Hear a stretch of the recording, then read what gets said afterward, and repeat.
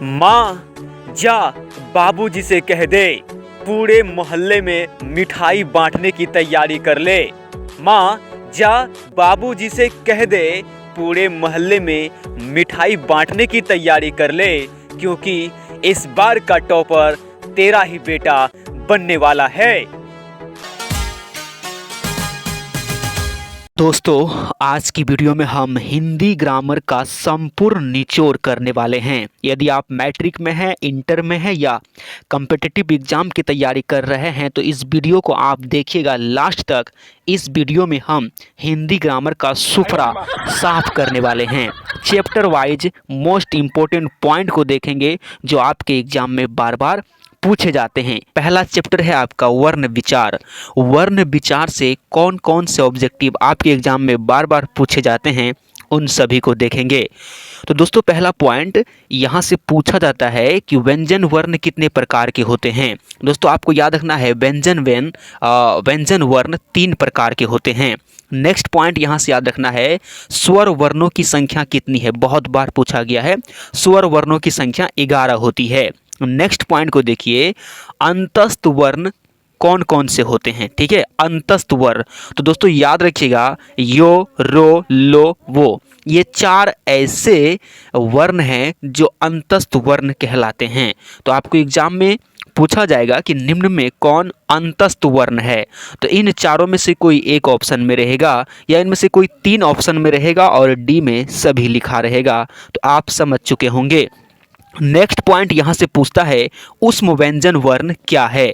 ऊष्म व्यंजन वर्ण, तो दोस्तों ऊष्म व्यंजन वर्ण ये तालव्य, मूर्धन्य, धन्य, ह। तालव्य, मूर्धन्य, धन्य, ह, ये 4 वर्ण हैं जिसे ऊष्म व्यंजन वर्ण कहा जाता है। दोस्तों, आपको ऐसे भी पूछा जा सकता है कि ऊष्म व्यंजन वर्ण की संख्या कितनी है, तो 4। अंतस्थ वर्ण की संख्या कितनी है, तो 4। चलिए नेक्स्ट पॉइंट को देखिए। दोस्तों, नेक्स्ट पॉइंट है संयुक्त व्यंजन वर्ण कौन कौन से होते हैं। संयुक्त व्यंजन वर्ण होते हैं अक्ष, त्र, ज्ञ, स्र। ये 4 ऐसे वर्ण हैं जिसे संयुक्त व्यंजन वर्ण कहते हैं। नेक्स्ट पॉइंट याद रखिएगा, मात्रा के आधार पर स्वर वर्ण के 3 प्रकार होते हैं। ठीक है, पूछा हुआ पॉइंट है दोस्त। मात्रा के आधार पर स्वर वर्ण के 3 प्रकार होते हैं। ठीक है, नेक्स्ट पॉइंट देखिए, जिसका खंड ना हो, ठीक है, उसे क्या कहते हैं, तो वर्ण कहते हैं। यानी वर्ण वह मूल ध्वनि है जिसके खंड या टुकड़े नहीं किए जा सकते हैं। तो पूछा जाएगा कि किसका खंड नहीं किया जा सकता है, तो वर्ण का। नेक्स्ट पॉइंट है वर्णों के समूह को क्या कहते हैं। दोस्तों, वर्णों के समूह को वर्णमाला कहते हैं। ये भी पूछा हुआ है। दोस्तों, यहाँ पे जितना भी पॉइंट हम आपको बताएं ये सभी एग्जाम में आ चुका है। ठीक है, इसीलिए हम ये वर्ण विचार से बस इतना सा ही पॉइंट लिए। बस यही पॉइंट आपके एग्जाम में बार बार रिपीट होते हैं, इससे ज़्यादा कुछ नहीं पूछा जाता है। वर्ण विचार में एक पॉइंट याद आपको और रखना है, उच्चारण स्थान पूछा जाता है कि क का उच्चारण स्थान क्या है, कंठ। तो उच्चारण स्थान यहाँ पे हम ऐड नहीं किए हैं, आप उच्चारण स्थान याद कर लीजिएगा, पूछा जाता है। ठीक है, तालव्य का जो है, तालव्य का उच्चारण स्थान क्या होगा, तालु होगा। दोस्तों, ये भी बहुत बार पूछा गया है। तो जो अभी हम 2 प्रश्न बोले, क का कंठ से होता है, तालव्य का तालु से होता है। ठीक है, तो दोस्तों याद रखिएगा उच्चारण स्थान। चलिए अब देखते हैं हम लोग नेक्स्ट चैप्टर, क्योंकि आज हम लोग हिंदी ग्रामर का पूरा संपूर्ण निचोड़ देने वाले हैं, तो ज़्यादा टाइम हम बर्बाद नहीं करेंगे। चलिए देखिए, अब दूसरा चैप्टर आ गया आपके सामने, संज्ञा। दोस्तों, संज्ञा से कितने प्रश्न पूछते हैं, तो 1-2 प्रश्न पूछते हैं आपके एग्जाम में, और क्या पूछते हैं अभी हम बताएंगे। दोस्तों, पहला प्रश्न यही बनता है कि संज्ञा के कितने भेद होते हैं। संज्ञा के कितने भेद होते हैं। दोस्तों, संज्ञा के 5 भेद होते हैं। कौन कौन, तो व्यक्तिवाचक, जातिवाचक, समूहवाचक, द्रव्यवाचक और भाववाचक। ये 5 प्रकार के संज्ञा होते हैं। अब इन 5 में से प्रश्न पूछता है और कौन सा शब्द बार बार पूछता है, तो हम उसे यहाँ पे लिखें। देखिए, पानी, तेल, चांदी में कौन सी संज्ञा है, बहुत बार पूछा गया है। पानी, तेल, चांदी, आप ये 3 को याद रखिएगा, आपका काम हो जाएगा। पानी, तेल, चांदी में द्रव्यवाचक संज्ञा है। दोस्तों, द्रव्यवाचक संज्ञा वो होता है जिसको हम गिन नहीं सकते हैं। ठीक है, जिसे हम गिन नहीं सकते उसे द्रव्यवाचक संज्ञा कहते हैं। तो फिलहाल यदि आपको दूध दे दे, दूध, पानी, तेल, चांदी, आटा, चावल, ये सभी आपके द्रव्यवाचक संज्ञा होते हैं जिसे गिनना मुश्किल है। नेक्स्ट पॉइंट है सर्दी, लड़कपन, बुढ़ापा, शाबाश में कौन सी संज्ञा है? दोस्तों ये है भाववाचक संज्ञा। दोस्तों हम ये पॉइंट ऐसे क्यों ऐड किए हैं? आपके एग्जाम में पूछा गया है कि सर्दी शब्द में कौन सी संज्ञा है, ठीक है। फिर दूसरे साल पूछा है लड़कपन में कौन सी संज्ञा है, फिर अगले साल पूछा है बुढ़ापा में कौन सी संज्ञा है, शाबाश में कौन सी संख्या है। तो हम क्वेश्चन बैंक को पूरा रीड किए, रीड करके वहाँ से ये सब पॉइंट उठा लिए, ठीक है। बस आप इसे एक नज़र देख लीजिए, आपका काम हो जाएगा, यही आएगा, ठीक है। तो भाववाचक संज्ञा है इसमें, ठीक है। शाबाश, लड़कपन, सर्दी और मिठास भी याद रखिएगा। नेक्स्ट पॉइंट देखिए, पश्चिम, जुलाई, रामायण, कोसी, गंगा, इसमें कौन सी संज्ञा है? तो दोस्तों इसमें व्यक्तिवाचक संज्ञा है। थोड़ा सा व्यक्तिवाचक जातिवाचक हम आपको समझा देते हैं। व्यक्तिवाचक किसी एक व्यक्ति को कहते हैं, ठीक है, किसी खास उसका नाम लिया जाता है, ठीक है। जैसे कि पश्चिम, दोस्तों पश्चिम दिशा का नाम है, तो दिशा 4 होती है, तो 4 दिशा होती है, उसमें से एक दिशा का नाम लिए पश्चिम, तो ये खास हो गया ना, तो इसीलिए ये हो गया व्यक्तिवाचक, यानी पर्सनल हम बोल रहे हैं, ठीक है, व्यक्तिगत रूप से बोल रहे हैं पश्चिम को, तो पश्चिम में हो गया आपका व्यक्तिवाचक संज्ञा। वैसे दिशाएं 4 होती है, चारों को तो नहीं बोले, लेकिन सिर्फ बोले पश्चिम को, व्यक्तिगत रूप से बोले। देखिए जुलाई, जुलाई महीने का नाम है, और दोस्तों कुल महीने 12 होते हैं, तो यहाँ पे हम सबका नाम तो नहीं लिए, व्यक्तिगत रूप से जुलाई को बोले, तो ये व्यक्तिवाचक संज्ञा हो गया। रामायण, दोस्तों ये धार्मिक किताब है, ठीक है, ये धार्मिक किताब है, सभी धर्म के अलग अलग किताब होते हैं, कुरान, रामायण, बाइबिल, ये सब होते हैं, लेकिन यहाँ पे हम व्यक्तिगत रूप से रामायण को बोले, तो ये हो गया व्यक्तिवाचक संज्ञा। कोसी, दोस्तों कोसी नदी का नाम है, तो नदी तो बहुत सारी होती है ना, लेकिन हम यहाँ पे एक नदी बोले कोसी, तो ये व्यक्तिगत रूप से बोले, तो ये व्यक्तिवाचक संज्ञा हो गया। इस तरीके से गंगा भी नदी है, और यहाँ पे भी हम व्यक्तिगत रूप से बोल रहे हैं, ठीक है, आपको समझ में आ गया होगा। अब नेक्स्ट पॉइंट को देखिए, नेक्स्ट पॉइंट है आपका भारतीय, औरत, शहर, लड़का, इसमें कौन सी संज्ञा है पूछा जाता है? तो जातिवाचक संज्ञा है। इसे कैसे याद रखना है? दोस्तों जातिवाचक संज्ञा में क्या होता है कि किसी हम एक व्यक्ति को नहीं बोलते हैं, उसके संपूर्ण जाति को बोलते हैं। जैसे भारतीय, हम भी भारतीय हैं, आप भी भारतीय हैं, यहाँ के सभी लोग भारतीय हैं, तो दोस्तों भारतीय बोलने से सभी लोग आ गया। हम बोलेंगे भारतीय खराब है, तो देश के सभी लोग खराब हो गए, ठीक है, तो ये संपूर्ण जाति का बोध कराता है। औरत, औरत से क्या तात्पर्य है? तो औरत कहने से देश की सभी औरत, दुनिया की सभी औरत आ जाती है। तो यदि हम किसी औरत को गाली देते हैं, तो इसका मतलब यह है कि हम सभी औरत को गाली दे दिए। व्यक्तिगत रूप से किसी एक औरत को नहीं बोले, यदि बोलेंगे तो उसका नाम लेना होगा।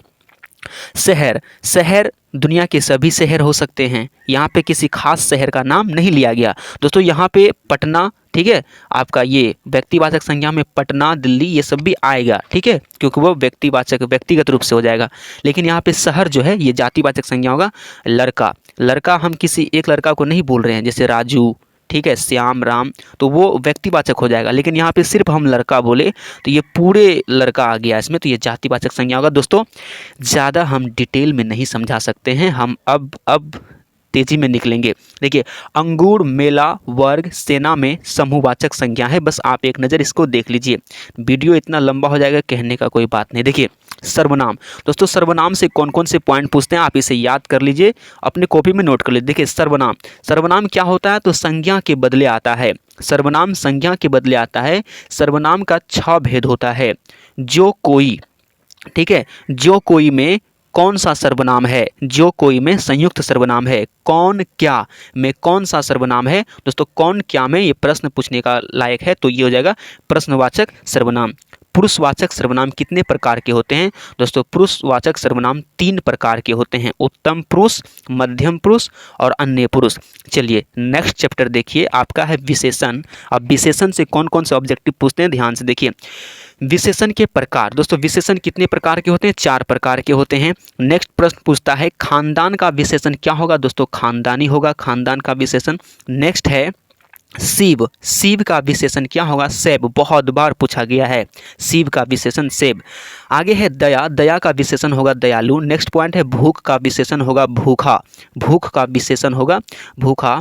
नेक्स्ट पॉइंट को देखिए, नीच का विशेषण होगा निजी, राष्ट्र का विशेषण होगा राष्ट्रीय, ऋषि शब्द का विशेषण होगा आर्ष, दर्शन शब्द का विशेषण होगा दर्शनीय। सभी पूछा हुआ पॉइंट है दोस्त, एक बार देख लीजिए, आपके एग्जाम में यही आने वाले हैं। चलिए अब देखते हैं काल। दोस्तों काल जो है, काल के कितने प्रकार हैं दोस्तों? काल के 3 प्रकार होते हैं। ध्यान से देखिएगा, यहाँ से बस यही 4 पॉइंट पूछा जाता है। झूठ मूठ का हम लोग पूरा काल को पढ़ लेते हैं और प्रश्न आता कहाँ से है? तो बस इसी 4 पॉइंट से आप देख सकते हैं सेट वगैरह में। काल के कितने प्रकार होते हैं? 3 प्रकार होते हैं, ठीक है। कौन कौन होते हैं? वर्तमान काल, भूतकाल, भविष्य काल। वर्तमान काल, भूतकाल, भविष्य काल। अब वो तीनों कितने प्रकार के होते हैं ये पूछते हैं दोस्तों। भविष्य काल कितने प्रकार के होते हैं? 3 प्रकार के। भूतकाल कितने प्रकार के होते हैं? 6 प्रकार के होते हैं, खूब पूछा जाता है। वर्तमान काल कितने प्रकार के होते हैं? 3 प्रकार के। दोस्तों काल होते हैं 3 प्रकार के, भविष्य काल 3 प्रकार के, वर्तमान काल 3 प्रकार के। एगो याद रखिएगा, भूतिया। भूतिया जो है ना 6 प्रकार के होते हैं, ठीक है। 6 प्रकार के होते हैं भूतिया, यानी भूतकाल 6। छछुंदर। देखिए अब नेक्स्ट पॉइंट है कारक, ठीक है। कारक से कौन कौन से पॉइंट पूछे जाते हैं तो ध्यान दीजिएगा। कारक का प्रकार है दोस्तों, कारक कितने प्रकार के होते हैं? 8 प्रकार के होते हैं। आप इतने दिनों तक पढ़ाई किए हैं, आपको जरूर याद होगा कि कारक 8 प्रकार के होते हैं। कौन कौन से होते हैं? आप दिमाग लगाइए क्या क्या होते हैं। देखिए कारक तथा उसका चिन्ह, कारक तथा उसका चिन्ह यहाँ पे लिखा हुआ दोस्तों, यही पूछा जाता है आपके एग्जाम में। जो पॉइंट जहाँ से ऑब्जेक्टिव बनता है हम उसी को यहाँ पे ऐड किए हैं। हम आपको बता दिए कारक 8 प्रकार के होते हैं। और अब कारक उसका चिन्ह पूछता है दोस्तों। कर्ता का चिन्ह ने होता है, कभी कभी 0 भी होता है। कर्म, कर्ता ने, आप याद किए होंगे, कर्ता ने कर्म को करण से, संप्रदान को के लिए आपादान से, संबंध का के की, ठीक है। यही है चिन्ह, यही पूछा जाता है। आपको डायरेक्ट पूछेगा से में किस कारक का चिन्ह है? तो करण का, ठीक है। आगे देख लीजिए आपादान से, आपादान और करण दोनों का से होता है, लेकिन आपादान अलग होने में होता है, जुदाई का बोध कराता है आपादान कारक। जिससे किसी वस्तु का जुदाई का बोध हो उसे आपादान कारक कहते हैं। और करण में क्या होता है? किसी हथियार, चाकू से, जैसे राम आम को चाकू से काटता है, चाकू से काटता है, हथियार का बात आएगा तब होगा आपका करण कारक। और अलग होने का जब बात होगा, ठीक है, तो वहाँ पे होगा अपादान कारक। जैसे पत्ता पेड़ से गिरा, ठीक है, तो यहाँ पे हो जाएगा अपादान कारक। ये सभी का चिन्ह है। संबंध का के की होता है, अधिकरण का में पर होता है, संबोधन का हे अरे होता है। लिखा रहेगा कि हे भगवान, ठीक है। हे भगवान में कौन सा मतलब कारक लगा हुआ है? तो हे भगवान के बाद ना इस तरीके से लिखा रहता है, तो इसमें हो जाएगा संबोधन, ठीक है। बच्चा खाट पर सो रहा है, खाट पर सो रहा है, तो इसमें कौन सा कारक है? तो अधिकरण, ठीक है। आपको पता होगा पहले से, आपको हम एक बार शॉर्ट में यहाँ पे सब कुछ दिखा रहे हैं, तो आप ताकि आपको क्या हो जाए, याद आ जाए। एग्ज़ाम सामने है, बहुत ही नज़दीक है, इसलिए ज़्यादा नटंगी नहीं करना है। देखिए अब देखते हैं लिंग। नेक्स्ट चैप्टर है लिंग। यहाँ से क्या क्या पूछे जाते हैं? तो दोस्तों कुछ ऐसे शब्द हैं जिसका लिंग आपके एग्जाम में बार बार पूछा जाता है, पुल्लिंग है या स्त्रीलिंग। तो दोस्तों लिंग का देखिए, इसमें कुछ शब्द ऐसे हैं जो रिपीट होते हैं, तो उन्हीं को हम यहाँ पे लिखे हैं। पहला शब्द देखिए मार्ग। मार्ग शब्द क्या है? स्त्रीलिंग है या पुल्लिंग? खूब पूछता है। तो दोस्तों मार्ग शब्द है, मार्ग शब्द है पुल्लिंग। नेक्स्ट पूछता है मित्र। मित्र शब्द क्या है? स्त्रीलिंग है या पुल्लिंग? पुल्लिंग है। बस इसे आप एक बार देख लीजिए, यही आता है एग्जाम में। नेक्स्ट देखिए महाशय। महाशय शब्द क्या है? दोस्तों महाशय शब्द है पुल्लिंग। प्रचार शब्द कैसा शब्द है? स्त्रीलिंग है या पुल्लिंग? दोस्तों पुल्लिंग है। पुल्लिंग किसे कहते हैं दोस्तों? लड़का से जिसका संबंध हो, ठीक है, जिसमें ता लगे, था लगे। आँख शब्द क्या है? दोस्तों आँख शब्द है स्त्रीलिंग, तेरी आँखें झुकी झुकी। आँख शब्द कैसी है? स्त्रीलिंग है। पत्र शब्द, पत्र शब्द क्या है? पुल्लिंग है। जी शब्द क्या है? दोस्तों जी शब्द है पुल्लिंग, लेकिन देखने से लगता है स्त्रीलिंग, तो दोस्तों जी शब्द है पुल्लिंग। नेक्स्ट पॉइंट को देखिए, नेक्स्ट पॉइंट है छात्रावास। छात्रावास क्या है? पुल्लिंग है। छात्रावास क्या है? पुल्लिंग। नेक्स्ट पॉइंट है परीक्षा। परीक्षा शब्द क्या है? दोस्तों परीक्षा शब्द आपका हो जाएगा स्त्रीलिंग। परीक्षा शब्द क्या है? स्त्रीलिंग। जल शब्द क्या है? दोस्तों जल है पुल्लिंग, ठीक है। याद रखिएगा पानी, दही, ये सब देखने में लगता है स्त्रीलिंग, लेकिन होता है पुल्लिंग। और मोती, मोती भी आपका क्या है? मोती भी है आपका पुल्लिंग, लेकिन देखने में लगता है क्या? दोस्तों ये मोटी हम लिख दिए, मोती होगा, ठीक है, मोती, ठीक है। ये मोती जो, फिर हम मोटी लिख दिए, यहाँ पे त होगा, ठीक है। मोती, मोती आपका क्या है? दोस्तों पुल्लिंग है, ठीक है। जाति शब्द, किताब शब्द क्या है? जाति और किताब स्त्रीलिंग शब्द है। आयु शब्द क्या है, आयु स्त्रीलिंग है। आत्मा, आत्मा क्या है, स्त्रीलिंग है। बस देख लीजिए, डायरेक्ट पूछा जाएगा आत्मा कैसा शब्द है, तब याद आएगा आपको। देखिए दहेज, दहेज शब्द कैसा है, तो दोस्तों दहेज है पुल्लिंग। दहेज क्या है, दहेज शब्द कैसा है, तो पुल्लिंग है। दहेज लेना क्या है, दंडनीय अपराध है। मिठास शब्द क्या है, मिठास शब्द है स्त्रीलिंग। क्या अपराध होगा, दहेज लेने में मज़ा ही आता है तुम लोग को। देखो नेक्स्ट पॉइंट है शब्द, मतलब नेक्स्ट पॉइंट, नेक्स्ट चैप्टर है शब्द। अब इससे क्या क्या ऑब्जेक्टिव पूछे जाते हैं, ध्यान से देखिए। अर्थ की दृष्टि से शब्द का प्रकार, दोस्तों अर्थ की दृष्टि से शब्द के कितने प्रकार होते हैं, तो यहाँ पे देखिए शब्द का पूरा संपूर्ण यहाँ पे लिखा हुआ है। अर्थ की दृष्टि से शब्द दो प्रकार के होते हैं, व्युत्पत्ति यानी बनावट या फिर रचना, रचना बोले, बनावट बोले, व्युत्पत्ति बोले, एक ही बात है। के आधार पर शब्द तीन प्रकार के होते हैं। आगे है उत्पत्ति, उत्पत्ति उद्गम की दृष्टि से, उत्पत्ति या उद्गम की दृष्टि से शब्द चार प्रकार के होते हैं, ये सभी पूछा हुआ पॉइंट है। आगे है प्रयोग यानी व्यवहार की दृष्टि से शब्द पांच प्रकार के होते हैं।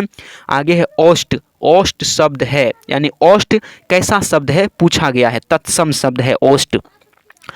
आगे है खरपर, खरपर शब्द है दोस्तों ये तत्सम है। नेक्स्ट है स्वदेश शब्द है दोस्तों, स्वदेश यौगिक शब्द है। चिड़िया, चिड़िया शब्द है तो दोस्तों देशज, देश में बहुत सारा चिड़िया होता है ना, तो देशज शब्द है चिड़िया। नेक्स्ट पॉइंट देखिए, नेक्स्ट पॉइंट है निम्न शब्द है तत्भव, निम्न शब्द है तत्भव। खूब शब्द है यानी खूब कैसा शब्द है दोस्तों, विदेशज शब्द है। आगे है रूपांतरण की दृष्टि से शब्द कितने प्रकार के होते हैं, दो प्रकार के होते हैं। रूपांतरण की दृष्टि से शब्द कितने प्रकार के होते हैं, दो प्रकार के होते हैं। चलिए अब देखते हैं नेक्स्ट चैप्टर उपसर्ग, मोस्ट इंपॉर्टेंट चैप्टर दोस्तों, खूब पूछता है उपसर्ग से क्वेश्चन। अब बहुत ही आसान है, बहुत ही आसान है और पूछता भी खूब है उपसर्ग से। दोस्तों देखिए उपसर्ग, उपसर्ग क्या होता है, तो देखिए उपसर्ग शब्द के पहले लगता है, किसी भी शब्द के पहले वाला जो दो शब्द होता है, दो हरूफ, दो अक्षर होता है, वो आपका उपसर्ग होता है। उपसर्ग शब्द के पहले लगता है। चलिए अब देखिए अपर, अपर शब्द में उपसर्ग है, अपर शब्द में उपसर्ग है, तो दोस्तों अपर शब्द में अ उपसर्ग है, ठीक है। आगे है अपमान, अपमान शब्द में उपसर्ग है अप, अपमान शब्द में उपसर्ग है अप। देखिए शुरू में क्या लगा हुआ है, अप।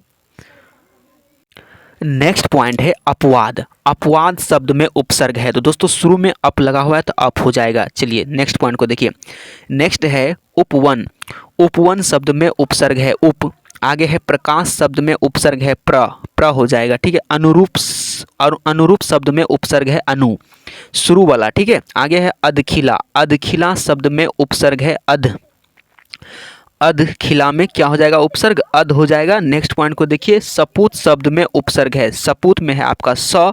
आगे है सुनिश्चित, सुनिश्चित शब्द में उपसर्ग है सु। आगे प्रश्न है अनुमान शब्द में उपसर्ग है, दोस्तों अनु हो जाएगा।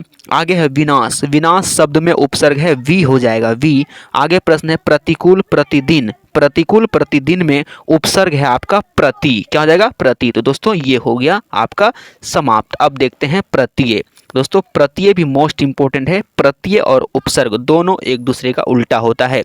देखिए प्रत्यय शब्द, प्रत्यय शब्द जो है प्रत्यय शब्द के, ठीक है, प्रत्यय शब्द के बाद में लगते हैं, ठीक है, प्रत्यय शब्द के बाद में लगते हैं। उपसर्ग उपसर्ग जो था वो पहले लगते हैं, बस इसी आप थोड़ा सा याद रखिएगा।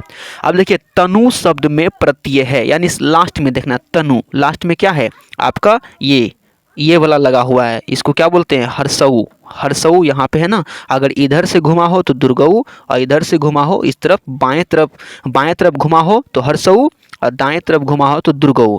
दोस्तों यहाँ पे इधर घुमा हुआ तो ये हो जाएगा हर्षऊ, अगर इधर रहता तनु में घुमा हुआ तो फिर ये वाला हो जाता, ठीक है, याद रखिएगा। आगे है प्रत्यय दो प्रकार के होते हैं, प्रत्यय दो प्रकार के होते हैं, प्रत्यय शब्द के बाद में लगते हैं। गाने वाला शब्द में प्रत्यय है, दोस्तों गाने वाला में लास्ट में क्या लगा है वाला, तो दोस्तों ये वाला हो जाएगा। बताइए देख के आंसर बताते हैं, इससे अच्छा और क्या हो सकता है, इससे आसान कुछ होगा। इच्छा शब्द में प्रत्यय है, दोस्तों इच्छा शब्द में आप खोजेंगे ऑप्शन में छा नहीं, यहाँ पे उच्चारण को थोड़ा ध्यान देना है, इच्छा आ, ठीक है, तो आ हो जाएगा क्या प्रत्यय। आगे है देव शब्द में प्रत्यय है, देव शब्द में प्रत्यय है देव, यहाँ पे अ हो जाएगा, ठीक है। चलिए नेक्स्ट पॉइंट को देखिए। नेक्स्ट पॉइंट है बैठक शब्द में। बैठक शब्द में प्रत्यय है तो दोस्तों लास्ट में क्या लगा हुआ, को हो जाएगा। अनुकरणीय शब्द में प्रत्यय है तो अनुकरणीय शब्द में प्रत्यय होगा, देख लीजिए ये वाला प्रत्यय होगा, ठीक है। इसको क्या पढ़ेंगे, ये, ठीक है।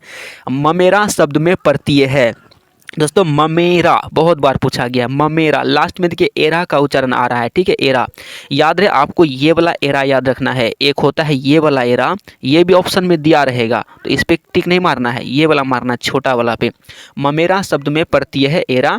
अंग्रेजी शब्द में प्रत्यय है, ठीक है। अंग्रेजी शब्द में प्रत्यय क्या है, ई है। लास्ट में देखिए ये इधर से घुमा हुआ है ना, अगर इधर से घुमा हुआ हो, ठीक है, तो ये वाला लेना है, और इधर से घुमा हुआ हो तो ये छोटी वाला लेना है, ठीक है, छोटी वाला।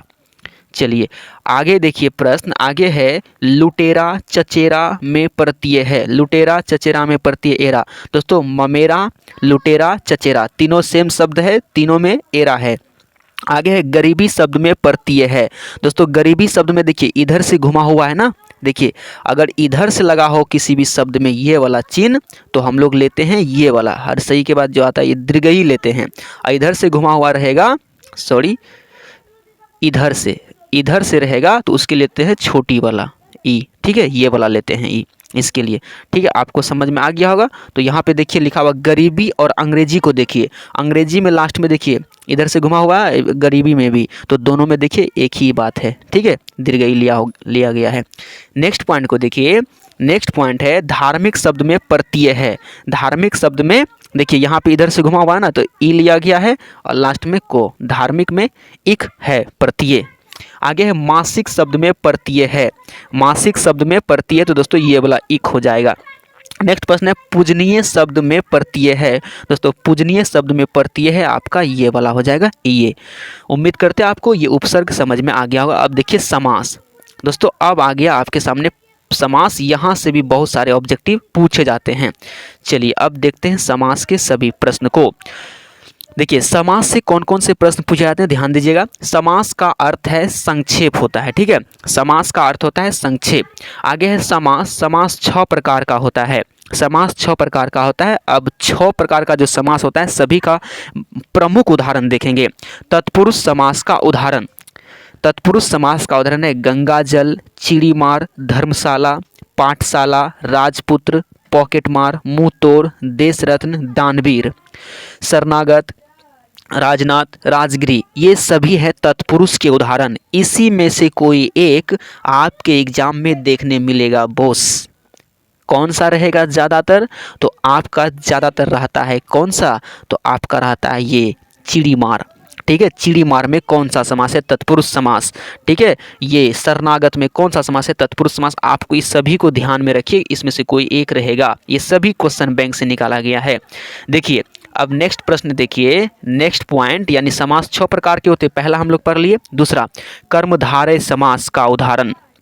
कर्मधारय का प्रमुख उदाहरण देखिए, नीला अंबर, परमात्मा, नीलोचन, नीलकमल, चंद्रमुखी, चरण कमल, पीताम्बर, लौह पुरुष आदि, ये सभी में है आपका कर्मधारय समास। कर्मधारय समास ये सभी हो गए आपके, ठीक है। नेक्स्ट है अविभाव समास। अविभाव समास में क्या होता है, यथाशक्ति, प्रतिदिन, प्रतिफल, आमरण, प्रतिबिंब, भरपेट, निडर, हाथों हाथ, धीरे धीरे, ये सभी हैं आपके अविभाव समास। बहुत बार पूछा गया ये सभी समास के जो उदाहरण हम यहाँ पे दिए गए हैं। दोस्तों अविभाव में यदि 2 शब्द लगातार आ जाए, जैसे हाथों हाथ, धीरे धीरे, तो इसमें आपका अविभाव समास होता है। आप इसका थ्योरी याद कर सकते हैं, आप पढ़े होंगे ज़रूर, ठीक है। यदि मैट्रिक की तैयारी कर रहे हैं तो आप इन सभी समास का परिभाषा वगैरह पढ़े होंगे, ट्रिक वगैरह के साथ। आप थ्योरी को एक बार देख सकते हैं, लेकिन हम यहाँ पे पूछेंगे, मतलब यहाँ पे हम आपको वही बता रहे हैं जो आपके एग्जाम में पूछे जाएंगे, ठीक है। आप बस याद रख लीजिए, यथाशक्ति, प्रतिदिन, प्रतिफल, आमरण, ये सभी क्या है, अविभाव समास है। चलिए देखते हैं अब नेक्स्ट को। दोस्तों नेक्स्ट है आपका द्विगु समास, ठीक है। द्विगु समास के प्रमुख उदाहरण हम आपको बता देते हैं जो आपके एग्जाम में बार बार आते हैं। द्विगु समास में देखिए त्रिनेत्र, त्रिफला, त्रिभुवन, चौराहा, पंचभूत, अठन्नी, पंचपात्र, पंचवटी, दोपहर, दुअन्नी, छमाही, चौपाई, ये सभी है द्विगु समास। द्विगु समास जिसका पहला शब्द क्या हो, संख्यावाचक हो, जैसे त्रि का मतलब 3 होता है, ठीक है, पंचवटी मतलब 5, अठन्नी 8, ठीक है, ये होता है आपका द्विगु समास में। नेक्स्ट है द्वंद्व समास। द्वंद्व समास जिसके बीच में योजक चिन्ह हो, दोस्तों लोटा डोरी, भात दाल, सीताराम, गौरी शंकर, राजा रानी, दिन रात, आजकल, ये सभी हैं आपके द्वंद्व समास। नेक्स्ट को देखिए, नेक्स्ट है आपके पास बहुब्रीहि समास। बहुब्रीहि समास क्या होता है दोस्तों, चंद्रशेखर, चतुर्भुज, नीलकंठ, दशानंद, चतुर्भुज, चंद्रशेखर, चतुरानंद, तिरंगा, त्रिभुज। हाँ, यहाँ पे कंफ्यूज नहीं होना, त्रिभुज जो है ना आपका बहुब्रीहि समास होता है, ठीक है। पंचांग, ठीक है, आपका हो गया पंचांग, पंचतंत्र, पंचतंत्र, ये सभी आपके हो गए बहुब्रीहि समास। चलिए अब देखते हैं नेक्स्ट पॉइंट जो कि आपके एग्जाम में ऑब्जेक्टिव पूछा जाता है। नेक्स्ट है संधि विच्छेद से। हम यहाँ पे टॉप शब्द बताएंगे जिसका संधि विच्छेद आपके एग्जाम में बार बार पूछे जाते हैं। देखिए यहाँ से पहला है महर्षि, ठीक है, महर्षि का संधि विच्छेद होगा, देख लीजिए इसे आप ध्यान से, बस यही रहेगा ऑप्शन में। महर्षि का संधि विच्छेद होता है महाजोर ऋषि, महाजोर ऋषि बराबर महर्षि। नेक्स्ट है उद्गम, उद्गम का संधि विच्छेद होता है उत्जोर गम, उत्जोर गम, देखिएगा यहाँ पे दो तो में बदल गया है, उद्गम, उद्गम शब्द का संधि विच्छेद होगा उत्जोर गम। नेक्स्ट पॉइंट है महेंद्र, महेंद्र शब्द का संधि विच्छेद होगा मही जोड़ इंद्र, मही जोड़ इंद्र, आपके ऑप्शन में मिलेगा हुबहू, ठीक है, आपको टिक मार देना है, एक बार आप देख लीजिए। नेक्स्ट है उद्भव, उद्भव दो किस में बदलेगा, तो में, उत जोड़ भव, उत जोड़ भव, उद्भव।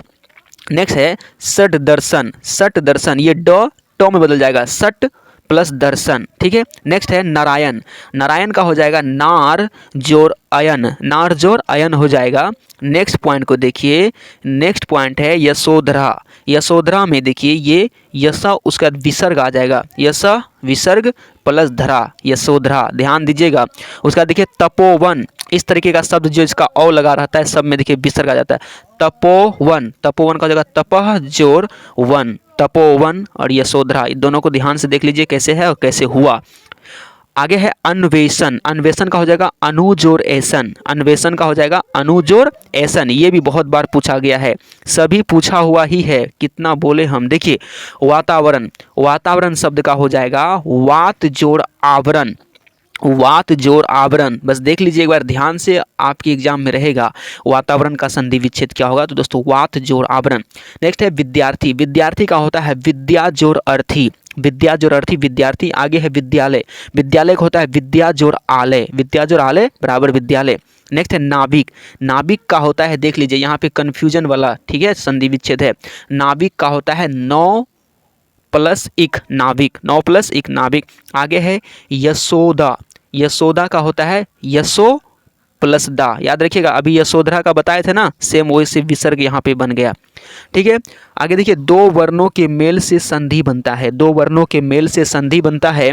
संधि जो है 3 प्रकार के होते हैं, याद रखिएगा, पूछा जाता है यशोदा का हो गया यश प्लस दा, यानी यहाँ पे विसर्ग आ गया। आगे है दो वर्णों के मेल से संधि बनता है और संधि 3 प्रकार के होते हैं। नेक्स्ट पॉइंट को देखिए इत्यादि, इत्यादि, इत्यादि का संधि विच्छेद क्या होगा, इति जोड़ आदि, इति जोड़ आदि। नेक्स्ट प्रश्न है प्रत्येक, प्रत्येक का क्या होगा, प्रति जोड़ एक, प्रति जोड़ एक। आगे है सूर्योदय, सूर्य प्लस उदय, सूर्य प्लस उदय। आगे है महोदय, महोदय का होगा महाजोड़ उदय, महाजोड़ उदय। नेक्स्ट पॉइंट है संस्कृत, यहाँ पे ध्यान दीजिएगा, संस्कृत, दोस्तों संस्कृत का हो जाएगा समजोड़कृत, जहाँ पे अंसर रहता है ना वो मोह में बदल जाता है, ठीक है, और हलंत लगता है, संस्कृत का हो जाएगा समजोड़कृत। नेक्स्ट है संसार, संसार का हो जाएगा समजोड़ सार, ठीक है, जो अंसर रहता है वो मोह में बदल जाता है, संस्कृत संसार, ठीक है, ध्यान से देख लीजिए। आगे है संगीत, यह हो जाएगा समजोड़ गीत, समजोड़ गीत, ये तीनों पूछा गया है, ठीक है, ये तीनों को याद रखिए, बस आपको कुछ नहीं करना है। संधि एक लंबा चौड़ा चैप्टर है, उसको पढ़ने से अच्छा है कि आप इन शब्दों को देख लें, आपका काम हो जाएगा, ठीक है। यदि आप संधि को पढ़ना शुरू करेंगे तो आपको बहुत झोलझाल लगेगा, ठीक है। लंबा चौड़ा चैप्टर है, बस आप इन शब्दों को देख लीजिए, आपका काम हो जाएगा। देखिए आगे, संधि तोड़ने की क्रिया विच्छेद कहलाता है। संधि तोड़ने की क्रिया विच्छेद कहलाता है। आगे हम बताए थे ना ऊपर में कि संधि 3 प्रकार के होते हैं। संधि 3 प्रकार के होते हैं और 2 वर्णों के मेल से जो विकार उत्पन्न होता है उसे संधि कहते हैं। नेक्स्ट देखिए, 1-2 और है। पवन, पवन का होता है पोजोर अन, पोजोर अन। आगे है उज्ज्वल, उज्ज्वल का देखिए यहाँ पे तो हो जाएगा, जो तो में बदल जाएगा, उत्जोर ज्वल, उत्जोर ज्वल। आगे है पुरस्कार, दोस्तों पुरस्कार का हो जाएगा पुरः प्लस कार, पुरस्कार। दोस्तों चलिए इन सभी शब्द को एक झलक आप देख लीजिए, उम्मीद कीजिए कि यहाँ से प्रश्न ही रहेगा, बस यहीं से रहेगा, एक भी यहाँ से बाहर नहीं जाएगा। यदि संधि विच्छेद से प्रश्न पूछता है तो इन्हीं शब्दों में से कोई एक रहेगा। तो आप एक बार वीडियो को पीछे करके देख सकते हैं, आपका काम हो जाएगा। फिर हम बता देते हैं, संधि एक लंबा चौड़ा चैप्टर है, उसको पढ़ने से अच्छा इन शब्दों को एक बार देख ले जो हम यहाँ पे आपको दिखा रहे हैं। चलिए नेक्स्ट है आपका विपरीतार्थक शब्द, ठीक है, यानी विलोम शब्द, उल्टा शब्द भी कहते हैं। दोस्तों वैसे सभी शब्द को हम आज की वीडियो में बता देंगे जो आपके एग्जाम में बार बार रिपीट होते हैं। देखिए पहला क्या है, शकुन। शकुन का होता है अपशकुन, यानी शकुन का उल्टा अपशकुन। अवनति का उल्टा होता है उन्नति। अमर का होता है मर्त्य। शोषक का होता है उल्टा पोषक। अधम का होता है उत्तम। नेक्स्ट पॉइंट को देखिए, अथ, अथ का होता है इति। अमीर का गरीब। ठोस का तरल। स्वागत का होता है, स्वागत का क्या होता है दुत्कार। आगे है उत्थान का होता है पतन। उत्थान का होता है उल्टा पतन। नेक्स्ट पॉइंट को देखिए, आदान। आदान का होता है प्रदान। इहलोक का उल्टा होता है परलोक। श्री गणेश का उल्टा होता है इतिश्री। आगम का होता है सुगम। सामिस का होता है निरामिस। ये उल्टा शब्द यानी विलोम शब्द है, आपके एग्जाम में पूछा जाता है, एक झलक आप देख लीजिए। विषाद का होता है हर्ष। अमावस्या का होता है पूर्णिमा। उपकार का होता है अपकार। प्रतिकूल का होता है अनुकूल। नेक्स्ट देखिए, प्रतिकूल का उल्टा अनुकूल होता है। सार्वजनिक का होता है व्यक्तिगत। सभ्य का होता है असभ्य। आशा का निराशा। सम्मान का अपमान। आगे है निंदा। निंदा का होता है आपका निंदा का स्तुति। उदय का अस्त। पुरस्कार का तिरस्कार। अग्नि का होता है जल। अग्नि का होता है जल। इनाम का जुर्माना। शुरू का लघु, गुरु का लघु। उत्कर्ष का अपकर्ष। दोस्तों ये उत्कर्ष का अपकर्ष जो है ना, ये बिहार पुलिस के एग्जाम में भी पूछा गया था, ठीक है। उत्कर्ष का उल्टा अपकर्ष, याद रखिएगा, सभी एग्जाम में पूछे जाते हैं, मैट्रिक हो, इंटर हो या कॉम्पिटिटिव एग्जाम हो। नेक्स्ट पॉइंट है मुहावरा। क्या है मुहावरा? मुहावरा को देख लीजिए। मुहावरा वैसे मुहावरा को यहाँ पे लिया गया जो आपके एग्जाम में बार बार पूछे जाते हैं। देखिए, कान में तेल डालना, इसका मतलब होता है कुछ ना सुनना। आगे है ऊँट के मुंह में जीरा होना, बहुत थोड़ा चीज़ होना, ठीक है। आगे है मुंह उतरना। मुंह उतरना का अर्थ होता है मुहावरे का, वो होता है उदास होना, अंधा होना यानी विवेक भ्रष्ट होना, विवेक भ्रष्ट होना। आगे है बात चलाना, मतलब चर्चा चलाना। अधजल गगरी छलकत जाए, इसका मतलब होता है डिंग हाँकना। घाव पर नमक छिड़कना, मतलब दुखी को और दुख देना। लाल पीला होना, क्रोध होना, ठीक है, लाल पीला होना मतलब क्रोध होना। नेक्स्ट पॉइंट है फूला ना समाना, बहुत प्रसन्न होना। आगे है नाक का बाल होना यानी अत्यंत प्रिय होना। आगे है आँखों का तारा होना, बहुत प्यारा होना। आग में घी डालना मतलब क्रोध को भड़काना। लोहे के चने चबाना मतलब कठिन परिश्रम करना। पापड़ बेलना मतलब मुसीबत उठाना। नेक्स्ट पॉइंट है मुंह की खाना मतलब पराजित होना। नेक्स्ट है 9-2-11 होना, 9-2-11 होना मतलब भाग जाना। 1-2 याद रखिएगा। ईद का चांद होना, बहुत दिन बाद दिखना, ठीक है, ये हो गया। बाकी आस्तीन का सांप, आस्तीन का सांप यानी छुपा शत्रु, ठीक है। चलिए अब देखते हैं आज का लास्ट चैप्टर जिसका नाम है अनेक शब्दों के लिए एक शब्द। देखिए इसमें क्या है, जानने की इच्छा रखने वाला जिज्ञासा। नेक्स्ट है खाने की इच्छा रखने वाला बुभुक्षा। आगे है जो सब में व्याप्त हो, सर्वव्यापी। आगे है जहाँ पहुँच ना सके, वो होता है अगम। जल में जन्म लेने वाला जलज। जो कम बोलता है मितभाषी। जो अधिक बोलता है वाचाल। चलिए इसमें बहुत ज़्यादा नहीं है, थोड़ा सा है। आगे है साफ साफ कहने वाला, अस्पष्टवादी। नेक्स्ट है जो सब कुछ जानता हो, सर्वज्ञ। आगे है जो पहले कभी ना हुआ हो, उसे कहते हैं अभूतपूर्व। ठीक है, चलिए तो ये हो गया दोस्तों आपका यहाँ से हिंदी ग्रामर का संपूर्ण निचोड़। उम्मीद करते हैं आपको ये वीडियो बहुत ही अच्छा लगा होगा।